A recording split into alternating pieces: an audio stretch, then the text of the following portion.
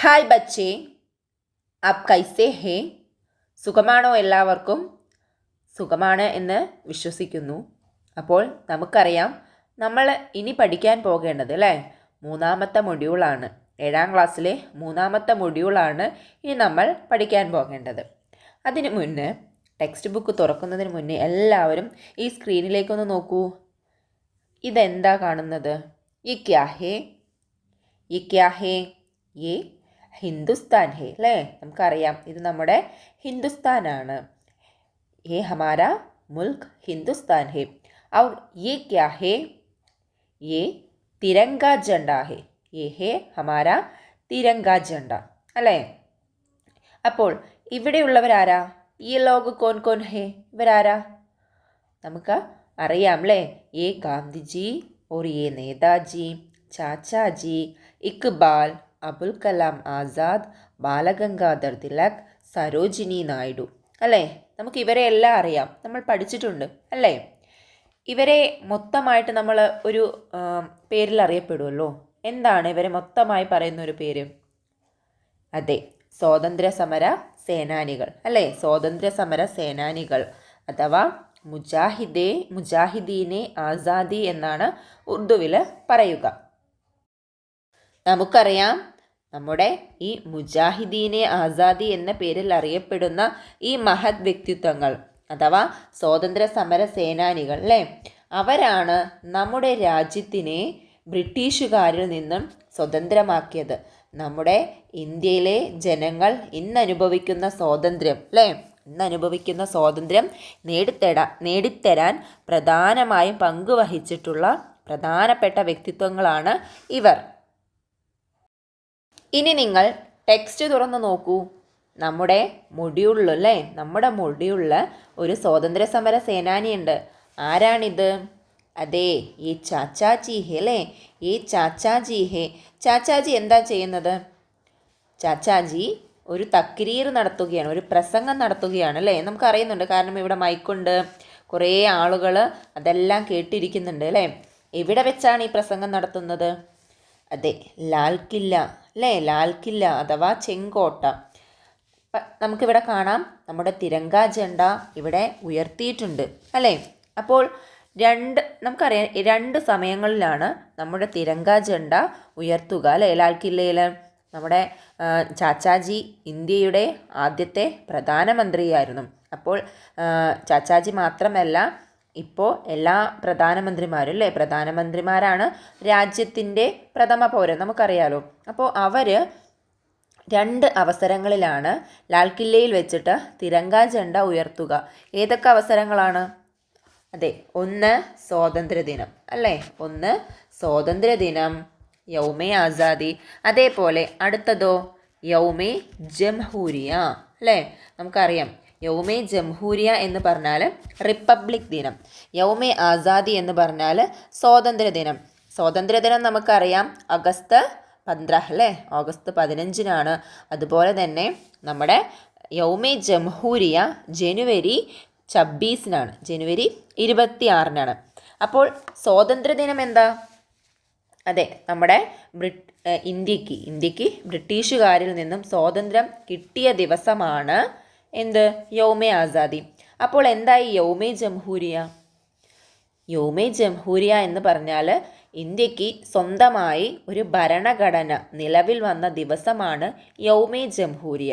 നമുക്കറിയാം, എഴുതപ്പെട്ട ഭരണഘടനയിൽ ഏറ്റവും വലുതാണ് ഇന്ത്യക്ക് ഇന്ന് സ്വന്തമായിട്ടുള്ളത്. ഡോക്ടർ BR അംബേദ്കറിൻ്റെ നേതൃത്വത്തിലുള്ള ആ ഒരു ടീമാണ് നമ്മുടെ ഇന്ത്യൻ ഭരണഘടന രൂപകൽപ്പന ചെയ്തത്. നമുക്കതൊക്കെ അറിയാം, നമ്മൾ പഠിച്ചിട്ടുണ്ട് അല്ലേ?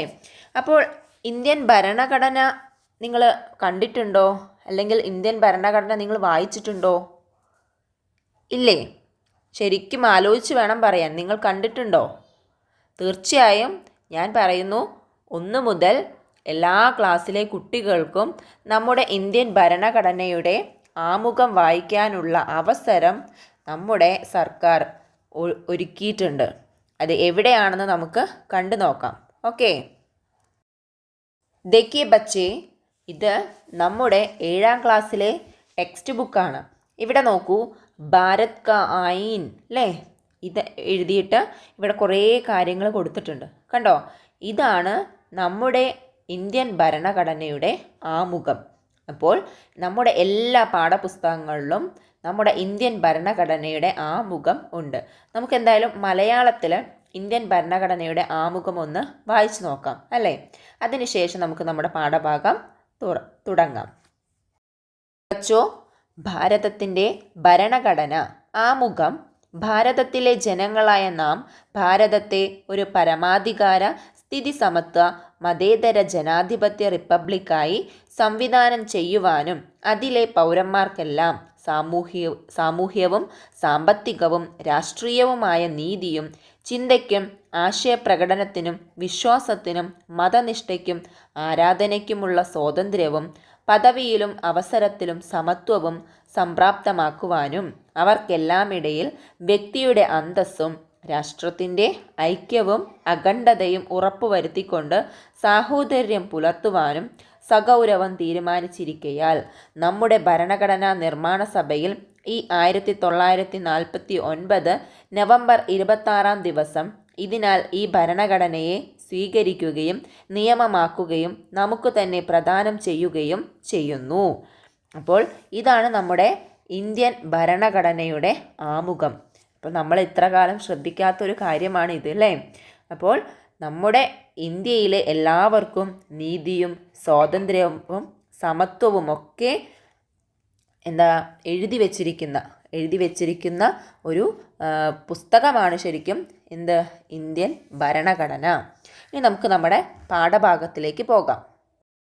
നമുക്കറിയാം, നമ്മുടെ ചെങ്കോട്ടയിൽ നമ്മുടെ പ്രൈം മിനിസ്റ്റർ പതാക ഉയർത്തുന്നത് പോലെ നമ്മുടെ സ്കൂളുകളിൽ നമ്മുടെ സ്ഥാപന മേധാവിയായിട്ടുള്ള ഹെഡ് മാസ്റ്റർ ആയിരിക്കും പതാക ഉയർത്തുക അല്ലേ? അതിനുശേഷം ഹെഡ് മാസ്റ്റർ എന്ത് ചെയ്യും? ആ ഒരു സ്വാതന്ത്ര്യദിന പ്രസംഗം നമ്മുടെ മുന്നിൽ അവതരിപ്പിക്കും അല്ലേ? അതുപോലെ നമ്മുടെ കിഷോറിൻ്റെ സ്കൂളിലും സ്വാതന്ത്ര്യദിനത്തിനനുബന്ധിച്ച് ഹെഡ് മാസ്റ്റർ ഒരു പ്രസംഗം നടത്തുകയാണ്. നിങ്ങൾ പ്രസംഗമൊക്കെ കേട്ടിട്ടുണ്ടല്ലോ അല്ലേ? സ്വാതന്ത്ര്യദിന പ്രസംഗം കേട്ടിട്ടില്ലേ? എല്ലാവരും പോകാറുണ്ടല്ലോ അല്ലേ സ്വാതന്ത്ര്യദിനത്തിന്? ഓ ഉണ്ട്. ഓക്കെ, അങ്ങനെയാണെന്നുണ്ടെങ്കിൽ സ്വാതന്ത്ര്യദിന പ്രസംഗത്തിൽ ഹെഡ് മാസ്റ്റർ എന്തൊക്കെ കാര്യങ്ങളായിരിക്കും പറയുക? അതെ, ആദ്യം നമുക്ക് എന്ത് ചെയ്യും? സ്വാതന്ത്ര്യദിന ആശംസകൾ നേരും അല്ലേ? ആശംസകൾ നേരും. പിന്നെ അതിനുശേഷം എന്ത് ചെയ്യും? ശേഷം സ്വാതന്ത്ര്യം നേടിത്തന്നിട്ടുള്ള ആ ഒരു നാൾ വഴിയില്ലേ, അതിന് വേണ്ടിയിട്ട് ആരൊക്കെ കഷ്ടപ്പെട്ടു, എന്തൊക്കെ ത്യാഗങ്ങൾ സഹിച്ചിട്ടുണ്ട്, അങ്ങനെയുള്ള ആ ഒരു ചരിത്രത്തിൻ്റെ കുറച്ച് കാര്യങ്ങൾ പറയും അല്ലേ? പറയാറില്ലേ? പറയും. അതിനുശേഷം എന്ത് ചെയ്യും? സ്വാതന്ത്ര്യദിന സന്ദേശം നമുക്ക് നൽകും അല്ലേ? സ്വാതന്ത്ര്യദിന സന്ദേശം നമുക്ക് നൽകാറില്ലേ? എന്തൊക്കെയായിരിക്കും പറയുക? അതെ, നമ്മളും നമ്മുടെ നാടിൻ്റെ ഈ സ്വാതന്ത്ര്യം കാത്തു സൂക്ഷിക്കണം, അതുപോലെ തന്നെ ഇവിടുത്തെ ഐക്യത്തിനും ഒരുമയ്ക്കും വേണ്ടിയുമൊക്കെ പ്രവർത്തിക്കണം എന്നൊക്കെ പറഞ്ഞിട്ടുള്ള സ്വാതന്ത്ര്യദിന സന്ദേശവും നമുക്ക് നൽകാറുണ്ട് അല്ലേ? അതുപോലെ നമ്മുടെ പുസ്തകത്തിലും ഒരു പ്രസംഗം നൽകിയിട്ടുണ്ട്. അത് എന്താണ് എന്ന് നമുക്ക് നോക്കാം. അപ്പോൾ ഉറുദുവിലുള്ള സ്വാതന്ത്ര്യദിന പ്രസംഗമാണിത്. നമ്മളെല്ലാവരും ശ്രദ്ധിച്ച് കേൾക്കണം. നമുക്ക് നമ്മുടെ ഓഗസ്റ്റ് 15-നൊക്കെ എന്ത് ചെയ്യാം? നമ്മുടെ ഉറുദു ഭാഷയിലുള്ള ഒരു പ്രസംഗം അവതരിപ്പിക്കാനുള്ള ഒരു ചാൻസ് കൂടെയാണ് നമുക്കിതിലൂടെ ലഭിക്കുന്നത്. അപ്പോൾ നമുക്ക് നോക്കാം അല്ലേ? देखिए बच्चे, जिश्ने आज़ादी स्वातंत्र्य दिनम आज जिश्ने आज़ादी का दिन है. ഇന്ന് സ്വാതന്ത്ര്യ ദിനമാണ്. स्कूल के मैदान में तिरंगा झंडा लेकर बच्चे जमा हो रहे हैं. സ്കൂൾ മൈതാനത്ത് ത്രിവർണ്ണ പതാകയും ഏന്തിക്കൊണ്ട് കുട്ടികൾ ഒത്തുകൂടിയിരിക്കുന്നു. കിഷോർ ബി ഉൻ ബച്ചോ മേ ഷാമിൽ ഹോ ഗയ. കിഷോറും ആ കുട്ടികളോടൊപ്പം ചേർന്നു. School assembly may head master തക്രീർ കർണേ ലഗേ. School അസംബ്ലിയിൽ ഹെഡ് മാസ്റ്റർ പ്രസംഗിക്കാൻ തുടങ്ങി.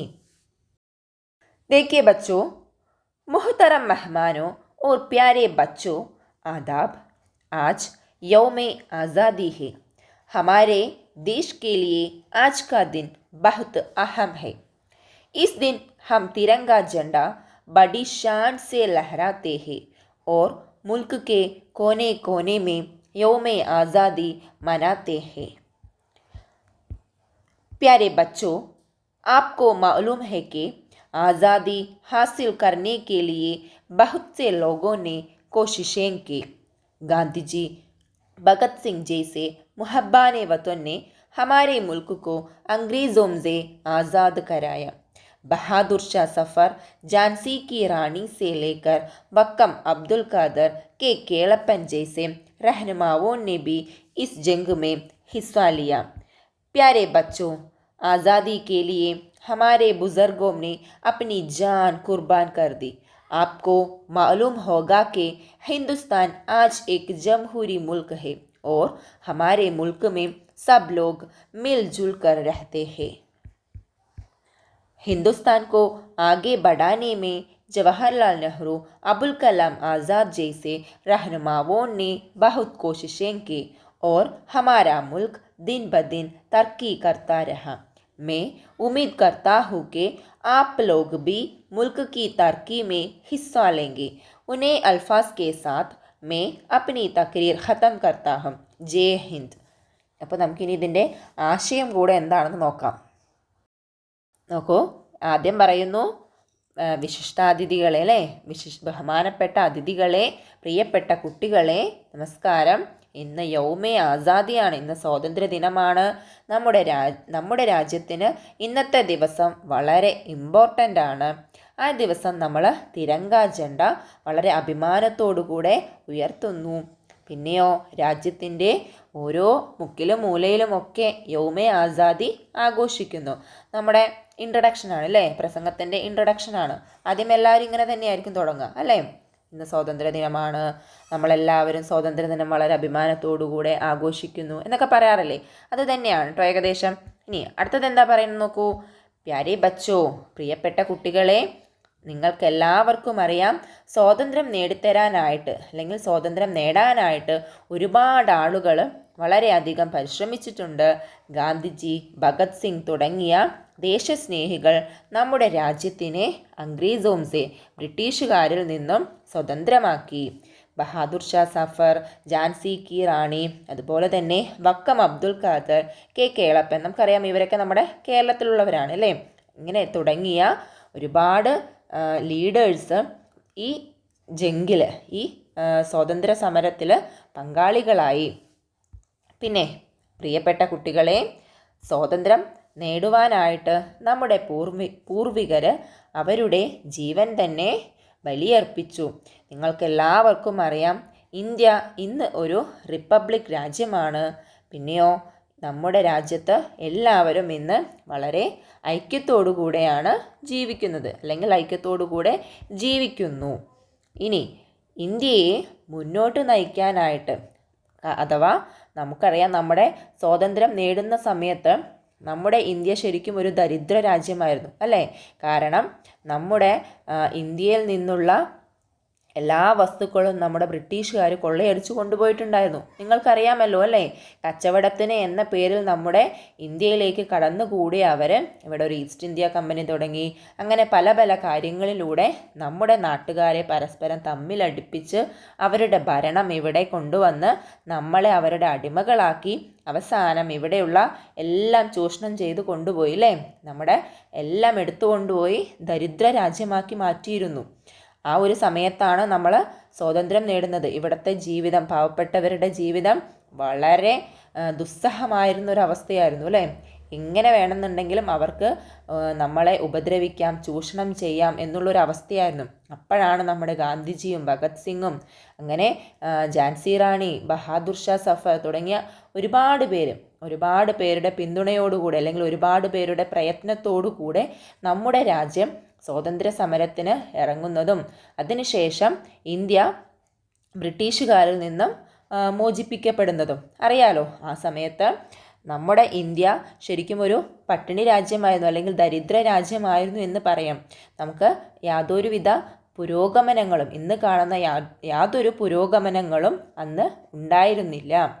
അപ്പോൾ ആ സമയത്ത് നമ്മുടെ ഇന്ത്യയെ ഈ കാണുന്ന രീതിയിലേക്ക് പുരോഗമനത്തിലേക്ക് എത്തിക്കാനായിട്ട് ആദ്യമായി അതിനൊരു ആ ഒരു പദ്ധതികൾക്ക് അല്ലെങ്കിൽ തുടക്കം കുറിച്ചത് നമ്മുടെ ജവഹർലാൽ നെഹ്റു ആണ്. നമുക്കറിയാം നമ്മുടെ ജവഹർലാൽ നെഹ്റു പ്രൈം മിനിസ്റ്റർ ആയിരുന്നു അല്ലേ, നമ്മുടെ പ്രൈം മിനിസ്റ്റർ ആയിരുന്നു. അദ്ദേഹം 5 ഇയർ പ്ലാൻ എന്നുള്ള പേരിൽ അല്ലെങ്കിൽ പഞ്ചവത്സര പദ്ധതിയായിട്ട് ആ ഓരോ 5 വർഷത്തിനും ഓരോരോ ഗോളുകൾ നേടിയെടുക്കാനായിട്ട് ഓരോരോ ഭാഗങ്ങളെ ശക്തിപ്പെടുത്താനായിട്ടുള്ള ഒരു പദ്ധതിയാണ് നടപ്പിലാക്കിക്കൊണ്ടുവന്നത്. അങ്ങനെയാണ് നമ്മുടെ ഇന്ത്യ ഇന്ന് ഈ കാണുന്ന രീതിയിലേക്ക് പുരോഗമിച്ചിട്ടുള്ളത്. അപ്പോൾ നമ്മുടെ ഇന്ത്യയെ പിന്നീട് മുന്നോട്ട് നയിക്കാനായി ജവഹർലാൽ നെഹ്റു, അബുൽ കലാം ആസാദ് തുടങ്ങിയ ദേശസ്നേഹികൾ അല്ലെങ്കിൽ ദേശീയ നേതാക്കൾ, റഹ്മാവ് എന്ന് പറഞ്ഞാൽ നേതാക്കളും വളരെയധികം പരിശ്രമിച്ചു. അങ്ങനെ നമ്മുടെ രാജ്യം ദിവസം തോറും എന്ത് ചെയ്തു? ദിവസം തോറും പുരോഗമിച്ച് വന്നു. നോക്കൂ, ഞാൻ ആഗ്രഹിക്കുന്നു നിങ്ങളും ഈ രാജ്യത്തിൻ്റെ വികസനത്തിൽ പങ്കാളികളാവണമെന്ന്, അല്ലെങ്കിൽ ഈ രാജ്യത്തിൻ്റെ വികസനത്തിൽ നിങ്ങളും പങ്കാളികളാവണമെന്ന് ഞാൻ ആഗ്രഹിക്കുന്നു. ഈ വാക്കുകളോടുകൂടെ ഞാൻ എൻ്റെ പ്രസംഗം അവസാനിപ്പിക്കുന്നു. ജയ് ഹിന്ദ്. അപ്പോൾ നോക്കൂ, ആദ്യം സ്വാതന്ത്ര്യദിന ആശംസകൾ നൽകി അല്ലേ, നമുക്ക് സ്വാതന്ത്ര്യദിന ആശംസകൾ കൈമാറി. അതിനുശേഷം സ്വാതന്ത്ര്യദിനത്തിൻ്റെ അല്ലെങ്കിൽ സ്വാതന്ത്ര്യ സമരത്തിൻ്റെ നാൾവഴികൾ അതിനെക്കുറിച്ചൊരു ഓർമ്മപ്പെടുത്തലുണ്ടായില്ലേ. ആരൊക്കെയാണ് അതിൻ്റെ മുൻനിരയിൽ നിന്ന് പ്രവർത്തിച്ചവർ, എന്തൊക്കെ കാര്യങ്ങൾ അവർ ചെയ്തു അല്ലേ, നമ്മുടെ രാജ്യം ഇന്ന് കാണുന്ന പുരോഗമനത്തിലേക്ക് എത്തപ്പെടാനുള്ള നമ്മുടെ ലീഡേഴ്സ് ആരൊക്കെയാണ് എന്നൊക്കെ ഒന്ന് ഓർമ്മപ്പെടുത്തലുണ്ടായില്ലേ. അതിനുശേഷം നോക്കൂ, നമ്മുടെ ഇതിൽ പറഞ്ഞത് എന്താ? നമ്മുടെ രാജ്യത്തിൻ്റെ പുരോഗതിയിൽ നമ്മളും പങ്കാളികളാവണമെന്ന്. അപ്പോൾ ഇതാണ് ഇതിലെ സ്വാതന്ത്ര്യദിന സന്ദേശം. മനസ്സിലായോ? അപ്പോൾ ഇതുപോലെ നമ്മളും നമ്മുടെ രാജ്യത്തിൻ്റെ പുരോഗമനത്തിനായി അല്ലെങ്കിൽ വികസനത്തിനായിട്ട് പങ്കാളികളാവണം. നമ്മുടെ രാജ്യത്തിനെ ഇനിയും ലോകത്തിൻ്റെ നെറുകയിലെത്തിക്കാൻ നമുക്കെല്ലാവർക്കും കഴിയട്ടെ എന്ന് ആശംസിച്ചുകൊണ്ട് ഇന്നത്തെ ക്ലാസ് അവസാനിപ്പിക്കുകയാണ്. ജയ് ഹിന്ദ്.